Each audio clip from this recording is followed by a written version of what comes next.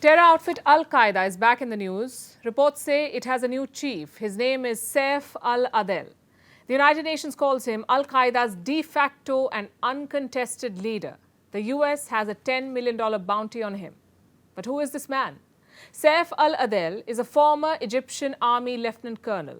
He was a close affiliate of Osama bin Laden. He's said to have taken over from Ayman al-Zawahiri.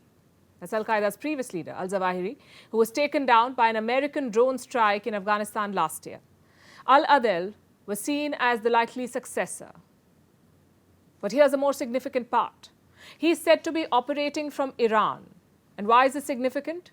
Because it adds a fresh dimension to America's tussle with Iran. Our next report tells you more.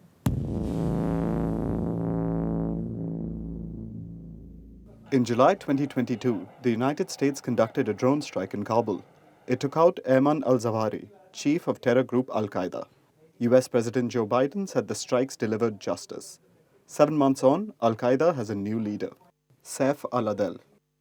The United Nations says Al-Adel is the de facto leader of Al-Qaeda.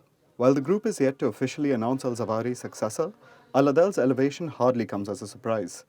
He's 62 years old, a former colonel in the Egyptian army.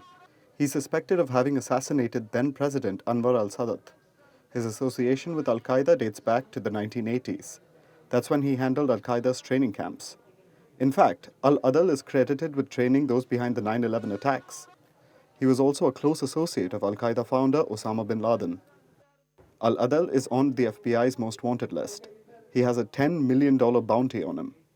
Unlike his predecessors, he's known to keep a low profile. Reports say he's been operating out of Iran and has been based there since 2002. He's made some trips to Pakistan too. The UN believes Al-Adel's location throws up a question, a larger battle in the Islamic world's Shia-Sunni divide. His location raises a question that has a bearing on Al-Qaeda's ambitions to assert leadership of a global movement in the face of challenges from ISIL. Al-Adel's presence in Iran has another implication. It gives the US one more front to open against Iran. Ties haven't improved. The nuclear deal is far from being revived. The US is convinced that Iran is sheltering terrorists, posing a threat to the world. First, on Saif Al-Adel, our assessment aligns with that of the UN, the assessment that you referenced, that Saif Al-Adel is based in Iran. When it comes to his presence there, offering safe haven to Al-Qaeda is just another example of Iran's wide-ranging support for terrorism, its destabilizing activities in the Middle East and beyond. Iran on its part denies the charges, but its record doesn't help. This is Abu Muhammad al-Masri, Al-Qaeda's number 2, also accused in the 1998 US embassy bombings. Israeli agents shot him dead in Tehran a few years ago. Iran says the new Al-Qaeda chief is not on its soil. It's worth noting that the address for the so-called newly appointed Al-Qaeda leader is incorrect. This misinformation could potentially hinder efforts to combat terrorism. As Tehran and Washington battle it out, the leadership transition would also mark a new phase for Al-Qaeda. It's the third one in a decade. First, it was Osama bin Laden. Then, Ayman al-Zawahiri. Now, Saif Al-Adel. Under bin Laden, the group flourished. It expanded operations in Africa, West Asia, and South Asia, with more than a dozen affiliates. The 9/11 attacks was the highlight. But since bin Laden's death in 2011, Al-Qaeda has been plagued by an aging leadership. It struggled for relevance and broke into splinter groups. In 2014, one such group called the Caliphate Soldiers emerged in Algeria. And of course, there's ISIS.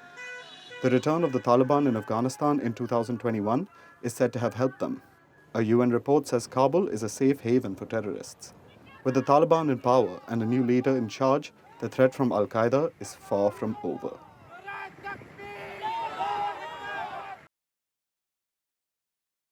And now let's talk about eating out. Going to a restaurant, grabbing a meal, maybe a pint of beer after a hard day's work. Sounds pretty normal, right? Turns out it was normal even 5,000 years ago. An ancient pub has been discovered in modern-day Iraq. This is one of the world's first cities, the Sumerian settlement of Lagash. Archaeologists found that the tavern had a primitive industrial oven and a refrigerator. This place offered both indoor and outdoor dining. It's quite fascinating, really, finding a 5,000-year-old pub. It throws light on the lives of regular Sumerians, how the common person lived at the beginning of human civilization. Here's more.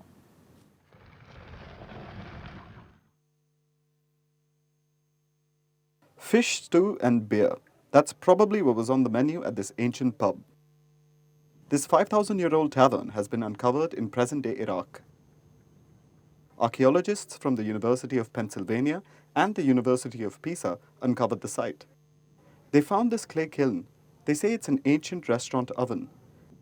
It's a large-scale oven, so as to churn out meals for their patrons. The archaeologists also found numerous pottery fragments. They say there are around 150 bowls. Broken now, but once used to serve food and drinks in, and also to store ingredients. Fish and animal bones were found in some of the bowls. There was evidence of beer drinking too. The research team also found a primitive fridge and evidence of different seating options. It's divided into two areas. The first section contains rooms and benches for diners. In the second section, there's a yard for outdoor dining. In addition to the two pots, one inside the other is used to preserve food and liquids, serving as refrigerators. To understand why this discovery is important, we need to understand where it came from. The ancient pub was found in the south of Iraq, near the modern city of Nasiriyah. But roll back the years, and it's the site of the Sumerian city of Lagash, one of the earliest known urban centers in the world. It was one of the city-states founded in the fertile region between the Tigris and Euphrates rivers. Sumer was one of the world's first civilizations. It's considered one of the cradles of human civilization, like ancient Egypt, China, and the Indus Valley civilization. What does that mean? It means these places saw humans give up the hunter-gatherer lifestyle, start farming, and settle down in cities. With farming, people grew an abundance of crops. Not everyone needed to just find food. Some could do other things, like trade or make crafts. It led to new discoveries and inventions. Like beer, beer consumption was extremely common in ancient Sumer. Ancient Sumerians were thought to drink more beer than water. The world's oldest known beer recipe comes from this civilization. It's in the form of a hymn to Ninkasi, the Sumerian goddess of beer. The ancient pub's discovery proves that beer, good food, and a decent life was available to all Sumerians, not just the kings. The discovery shows that there was a kind of equality between the social classes at that time, in terms of entertainment venues and the average standard of living. Most archaeologists focus on unearthing grand temples and imposing castles. Most history focuses on kings and wars. With this as the focus, sometimes it's easy to overlook the common person. We may know the names of ancient rulers, but how much do we really know about what our ancestors ate? What did they do with their free time? Did they have any forms of entertainment? The ancient pub's discovery answers some of those questions. It tells us that even millennia ago, humans enjoyed going out to grab a bite and a pint. And now it's time for Vantage Shots, images that tell the story. Today is about the way of the water. Water covers 71% of the Earth's surface. 17% of the biological species on Earth are underwater. A magnificent world lives in the depth of blue oceans. We bring you pictures clicked by the winners of the Underwater Photographer Contest. Thank you for watching. See you tomorrow.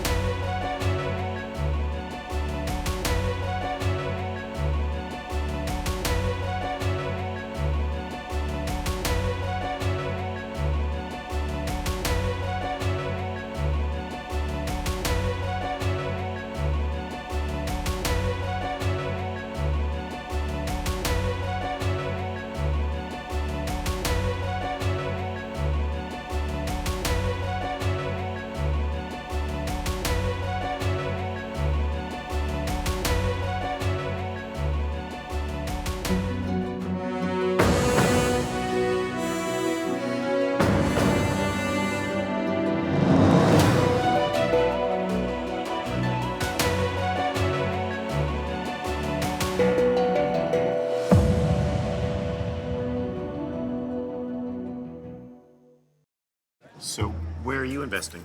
Oh, China, it's just growing. It's always been the manufacturing hub. Besides, India's struggling post-COVID. Of course. Sir, actually India's management of COVID has been much better. China's situation till date is unclear. After zero COVID lockdowns, China is gradually losing its supremacy as manufacturing leader. The country's share of global exports of footwear, furniture, or clothing accessories has fallen since 2016. Meanwhile, India has bounced back. So by the looks of it, India could become the global manufacturing hub by 2030. Presenting Vantage with me, Palki Sharma, a first of its kind global show with an Indian perspective.